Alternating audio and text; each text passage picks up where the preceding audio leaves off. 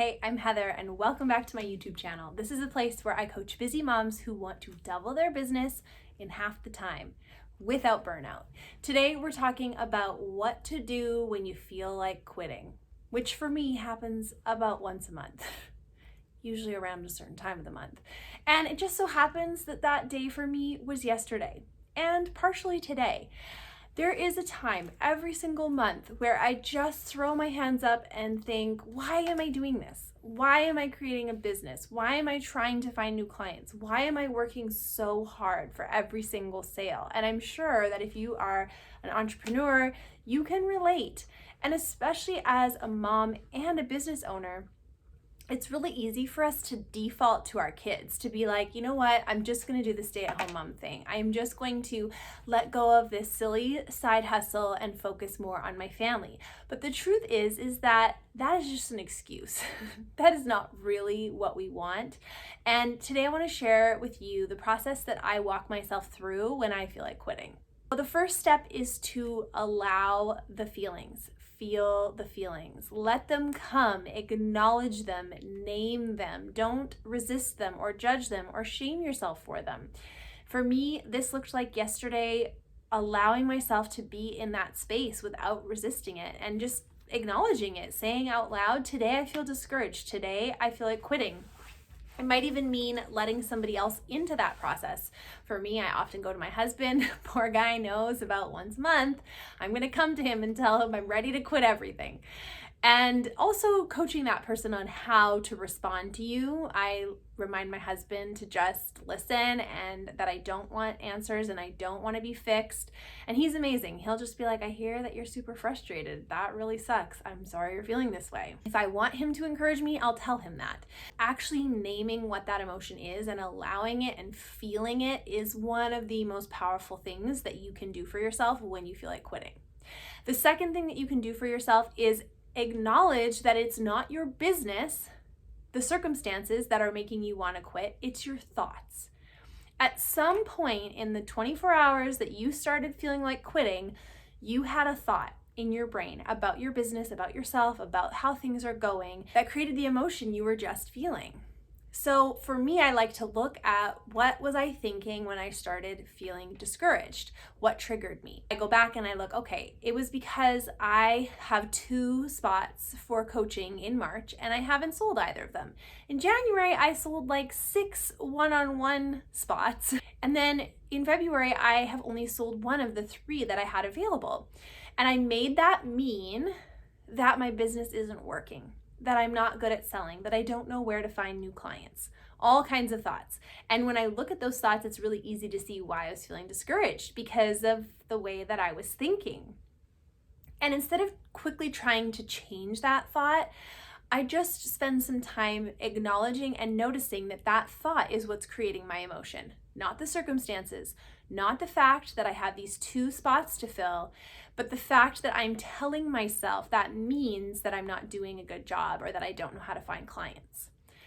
Just acknowledging that it's your thought creating the emotion will remind you how powerful you are. You don't need your circumstances to change in order for you to feel better. You can simply change the way that you're thinking. Now, when you do feel ready to shift your thought, you've processed the emotion, you've acknowledged that it's your thoughts creating your emotions, not your circumstances, then it's time to find a powerful thought. And I want to encourage you to not jump to the opposite thought as the one you're thinking. So instead of thinking, this isn't working, thinking, I'm amazing and everything's working perfectly. The reason I don't recommend that is because our brains will call BS on that new thought and be like, that is just too much of a stretch. I don't believe it. So you want to find a thought that your brain actually believes. So for me, one of the thoughts that I am thinking is, I'm still figuring it out. I haven't dialed in every system in my business so that guaranteed I know how many sales are coming in every month and how many clients I'm going to sign up. I don't have the process that dialed in, but I am figuring it out. I am showing up. I am adding value every single day. Those thoughts help me to feel encouraged, help me to feel motivated. And here's a great brain hack. If you want to shift out of a difficult emotion towards a more positive emotion, Start with creating the feeling of curiosity. So maybe you could ask yourself, what could I do differently in the next week to generate more leads for clients? Or what is working in my business right now? Or what if I did know how to get to my goal? What would I do then? Thoughts that create curiosity are a really great way to get out of the difficult emotion and into a space of belief.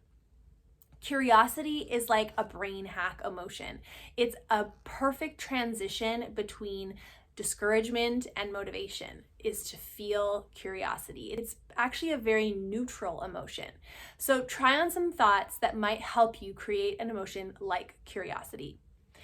Now, I just want to end this with saying that if you are in a place where you're feeling discouraged and you want to give up because you think that everybody else has it going so smooth, just know that you're not alone. Every single one of us wants to quit. The person who's making $100 a month and the person who's making $1 million a month, we all have moments where we want to quit, where we want to give up. It's usually triggered by a circumstance. Things aren't selling, things aren't working, the marketing plan, the funnel, blah, blah, blah, blah, blah. But what it all comes down to is the way that we're thinking. So remember these 3 steps. Process your emotion by naming it, sharing it with a friend, not resisting it, not judging it. Acknowledge that it's a thought that's creating that emotion. And then find a powerful thought that you can think that will help you to feel more curious and less discouraged so that you can move into a space of continuing to take action. Because when you take that action again, you will start to see the results.